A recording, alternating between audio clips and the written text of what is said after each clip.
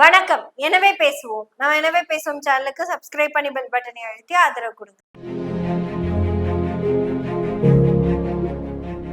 ஆண்டவனோட படைப்புல ஆண்களுக்கு மட்டும் நிறைய விதிவிலக்குகளை அள்ளி வீசியிருக்காருங்க.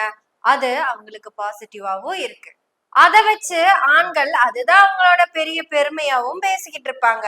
ஆனா இந்த விதி படத்துல கூட ஒரு டயலாக் இருக்குல்ல, டைகர் தயாநிதி கேட்பாரு சகுந்தலாவை பார்த்து, 10 பேரிடம் போனாலும் ஒரு ஆண் ஆணாகவே இருக்கிறான், ஆனால் ஒரு பெண் தாய்மை அடைகிறாள். இதற்கு காரணம் ஆண்களா ஆண்டவனா? உடனே சகுந்தலாவும் ஆண்டவன் தான், அதை நான் மறுக்கல அப்படின்ருவாங்க.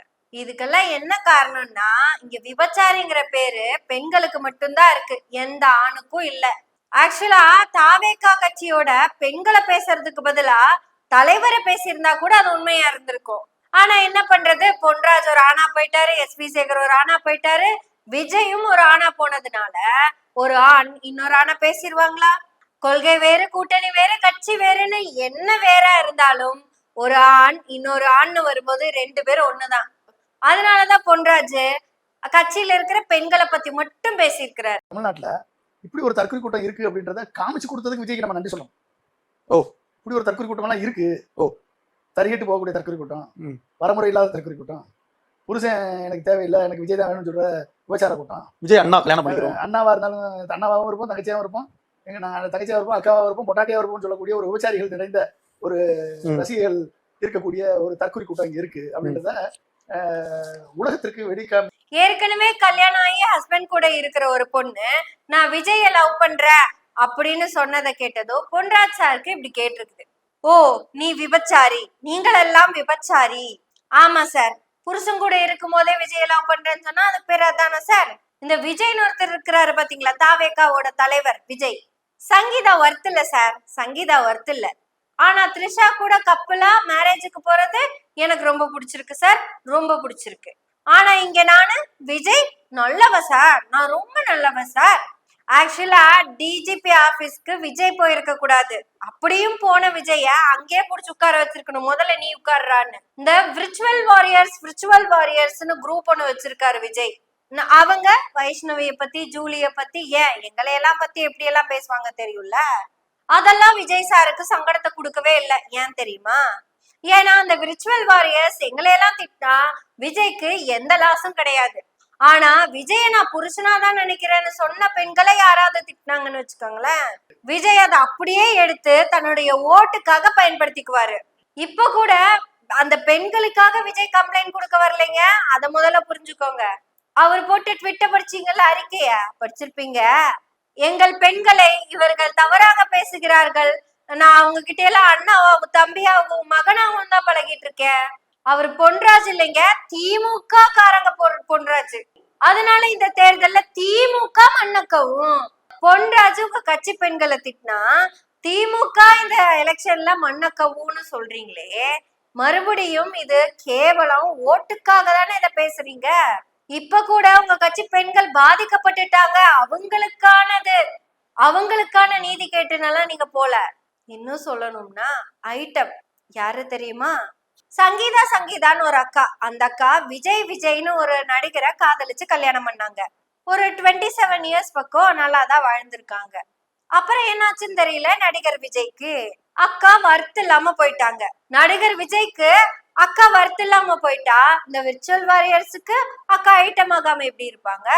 சொந்த பொண்டாட்டியே பேசுற இவங்க கிட்ட, தம்பிகளா என்னதான் இருந்தாலும் அவங்க என் சம்சாரம், வர்த்து இல்லைன்னு சொல்றது எனக்கு தான், உங்களுக்கெல்லாம் கிடையாது, நீங்க எல்லாம் இப்படி பேசுறது தப்பு, அப்படி ஏதாவது சொல்லி இருந்திருக்கலாம். ஆனா சொல்லாம போயிட்டாரு. சரி, அவங்கள கூட விடுங்க, மத்த பெண்களை பேசும்போதாவது இவர் இந்த யோகியமா பேசி இருந்திருக்கலாம்ல. என் கட்சியின் தொண்டர்களே, உறுப்பினர்களே, விர்ச்சுவல் வாரியர்ஸ்களே, அண்ணன் தம்பி தங்கச்சிகளே, நாம வேற யார பத்தியும் தவறா பேசக்கூடாது. அதுவும் இல்லாம நீங்கெல்லாம் எனக்கு பொண்டாட்டியா வரணும்னு பேசக்கூடாது. எனக்கு ஆல்ரெடி ஒரு வேற ஒண்ணு இருக்குது, அதாவது பொண்டாட்டி முடிஞ்சதுக்கு அப்புறம் இன்னொன்னு இருக்குது, அதுல நீங்கெல்லாம் வரக்கூடாது. நீங்கெல்லாம் எனக்கு வழக்கம் போல குட்டி குட்டி நண்பா நம்பீஸ் தோழா தோழீஸ் தான், நீங்க இந்த மாதிரி எல்லாம் பேசக்கூடாது, எதுக்கு பேசுறீங்க அப்படின்னு ஒரு ட்விட்டர் போட்டிருக்கலாம். அதுதான் நம்ம நாமக்கல் அக்கா தான் நாமக்கல்ல வச்சு பேசுனாங்கல்ல, அடடடா நான் விஜய் என் மேரேஜ்க்கு முன்னாடியே 25 இயர்ஸா லவ் பண்ணிட்டு இருக்கேங்க. அன்பார்ச்சுனேட்லி எனக்கு இன்னொருத்தவங்க கூட மேரேஜ் ஆயிடுச்சு. நான் 26 வருஷமா தளபதி லவ்வே பண்ணிட்டு இருக்கேன். ஸோ தளபதி மாதிரி ஒரு பர்சன்லாம் பார்க்க முடியாது. அவரை விமர்சனம் பண்றவங்களுக்கு நான் என்ன சொல்லணும்னா, ஆமா 26 வருஷமா லவ் பண்ணிட்டு இருக்கேன். அவர் இதுல என்ன இருக்கு, அவர் மேல ஏன் ஆசைப்படக்கூடாதா? என்னதான் இருந்தாலும் காதல் என்பது ஒரு செடியில பூக்கிற ஒரு பூதாங்க. அது ஒரே ஒரு தடவை பூத்துருச்சு. அது பூவே உனக்காகத்தான் வச்சிருந்தேன் நானு. ஆனாலும் இந்த சொசைட்டிக்கு வேண்டி மேரேஜ் பண்ணி நான் 2 பேபிஸோட தான் இருக்கேன். Even though I still love with Vijay. இருந்தாலும் அந்த பூவே உனக்காக தான். பூ மட்டும் இல்ல, நானே உனக்காக தான். இப்படியே அந்த கால ஆரம்பிச்சு முந்தா நேத்து ஸ்கூலுக்கு போற குழந்தை வரைக்கும் கூட்டுறவன் 10 பொண்டாட்டியை வச்சுக்கிறான், இந்த பெருக்கிறவன் 5 புருஷனை வச்சிருக்கான். ஒரு நாள் குழந்தைங்க கூட ஐடி கம்பெனில வேலை பார்க்கறவன் 5 பொண்டாட்டி வச்சிருக்கான்னு சொல்றதே கிடையாது. இதே இந்த சினிமா நடிகை கூட 2 பேர்த்த வச்சிருக்கிறான், சொல்ல மாட்டேங்கிறாங்க. இப்படி எல்லாம் இருக்க சொல்ல எங்க அண்ணனுக்கு என்னங்க குறை? நான் தங்கச்சியா இருப்பேன், ஃப்ரெண்டா இருப்பேன், ஏன் பொண்டாட்டியா கூட இருப்பேன். அது ஏன் இஷ்டம் அப்படின்னு அந்த பொண்ணு சொல்லுது. 1000 தங்கச்சி இருக்கிறோம், 1000 அக்கா இருக்கிறோம், பொண்டாட்டியா கூட இருந்துட்டு போறமே, எங்க தளபதிக்கு நாங்க நிப்போம், யாரு வேணா போட்டுட்டு போட்டு தலை. அதுக்கப்புறம் அந்த பிள்ளை மன்னிப்பு கேட்டுச்சு. அதை விட்டுலாம். அது அடுத்தது அந்த மன்னிப்பு கேட்டு வெளியே வந்துருச்சு. மன்னிப்பு கேட்காதவங்க இன்னும் நிறைய பேர் இருக்கிறாங்க. இப்படி 2-3 பேத்துக்கு மேல பாத்துக்கிட்டு இருக்கிற இந்த பெண்களை தான் பொன்ராஜ் சார் இப்படி சொல்லிட்டாரு. அதாவது 2-3 ஆண்களுக்கு மேல ஒரு பெண் பார்த்துட்டா பொன்ராஜை பொறுத்த வரைக்கும் அந்த பெண் விபச்சாரி. அதே மாதிரி 2-3 பெண்களுக்கு மேல பாத்துக்கிட்டு இருக்க அந்த ஆணுக்கு என்ன பேரு அப்படின்னு பொன்ராஜுக்கு தெரியல. டிக்ஷனரி அகராதிலேயே இல்லையாமா. அவரும் தேடி தேடி தேடி தேடி பாக்குறாரு. 2 பெண்களுக்கு மேல போற ஆணுக்கு என்ன பேர் அப்படின்னு இன்னும் கண்டுபிடிக்க முடியல. பேசாம தசரதன்னு வச்சுட்டு போயிட வேண்டியதானே, யாரு வேண்டாங்கிறா? ஏன்னா அவருக்குதான் 60,000 மனைவிகள்னு அவரவே தூக்கி வச்சு கொண்டாடின உலகம் தான் இது. 2-3 பெண்கள் கூட இருக்கிற ஆணுக்கு என்ன பேர் வைக்கலான்னு கமெண்ட்ல சொல்லிருங்க. பேரே கிடைக்க மாட்டேங்குது. விஜய்னு கூட பேர் வைக்கலாங்க சார், ஒன்னும் தப்பு கிடையாது. ஏன்னா இப்படி பேசிட்டு இருக்கிற பெண்கள் கிட்ட கூட விஜய் போய் அப்படி பேசாதீங்க அப்படின்னு சொல்லலையே. எத்தனையோ இடத்துல பேசினார்ல. இந்த பெண்கள் பேசுறாங்க. 41 பேரு செத்தப்ப வெளியே வராத விஜய், தன்னுடைய படத்துக்காகவே பேசாத விஜய், தன்னோட மனைவியும் விர்ச்சுவல் வாரியர்ஸ் பேசினப்ப கூட பேசாத விஜய், தனக்காக எதுவுமே பேசிக்காத இந்த விஜய் எங்களை பத்தி யாராவது தப்பா பேசினா உடனே பொங்குறாரு. பாத்தீங்களா? என்ன காரணம் நினைக்கிறீங்க? என்ன காரணமா இருக்கும்? எல்லா எலெக்ஷன்ல ஓட்டுக்காக தான், வேற எதுக்கு? திமுக இந்த எலெக்ஷன்ல மண்ண கவுங்க. ஏன் தெரியுமா? பொன்ராஜ் என் கட்சி பெண்களை தப்பா பேசிட்டாரு. பொன்ராஜ் என் கட்சி பெண்களை தவறா பேசினத நான் என்னோட ஓட்டுக்காக பயன்படுத்திக்க போறேன். ஏன்னா திமுகவை மண்ண கவ வைக்கணும். இதை தவிர அந்த கம்ப்ளைண்ட்லயோ அந்த அறிக்கையிலயோ வேற ஏதாவது இருக்கான்னு விஜய் கிட்ட ஒரு தடவை கேட்டு சொல்லுங்க. பெண்களை தப்பா பேசினா விஜய்க்கு பிடிக்காதாமா.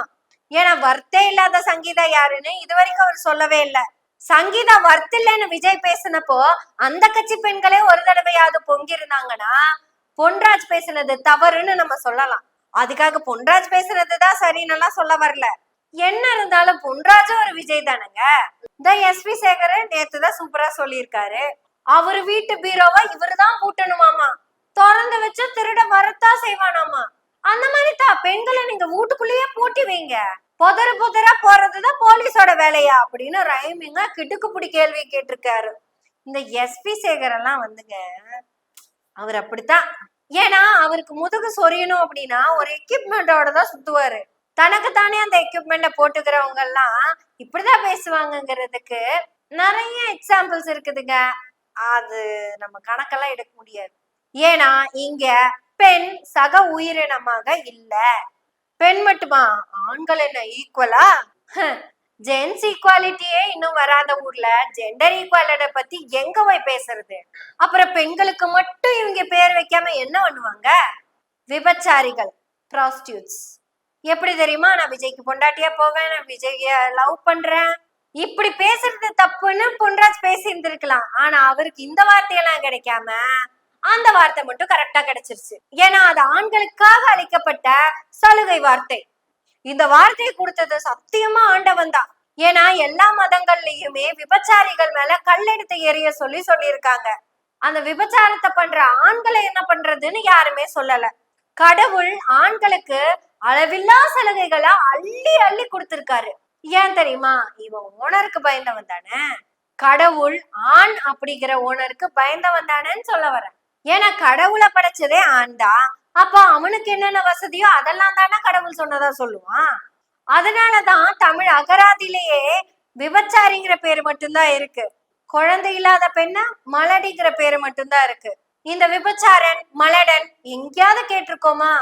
நேத்து போய் இதுக்கு கம்ப்ளைண்ட் கொடுத்தாருல, அவரு என்ன சொல்றதுன்னு நீங்க தான் கமெண்ட்ல சொல்லணும். பொன்ராஜுங்க நீங்க மன்னிப்பு கேட்கணும், அதுதான் நல்லது. சரியானதும் அதுதான் மிஸ்டர் பொன்ராஜ். ஏதோ தாவேகா பெண்களுக்காக பேசுறேன் அப்படின்னு நினைக்காதீங்க, பெண்களுக்காக பேசுறேன். அதனாலதான் சொல்றோம் பொன்ராஜ், மன்னிப்பு கேட்டுருங்க, அதுக்கப்புறம் பேசுவோம். எனவே பேசுவோம் நாள்தோறும். உங்களுடைய ஆதரவுகளை நன்றிகளோடு எதிர்பார்த்து கொண்டிருக்கிறோம். நன்றி, வணக்கம்.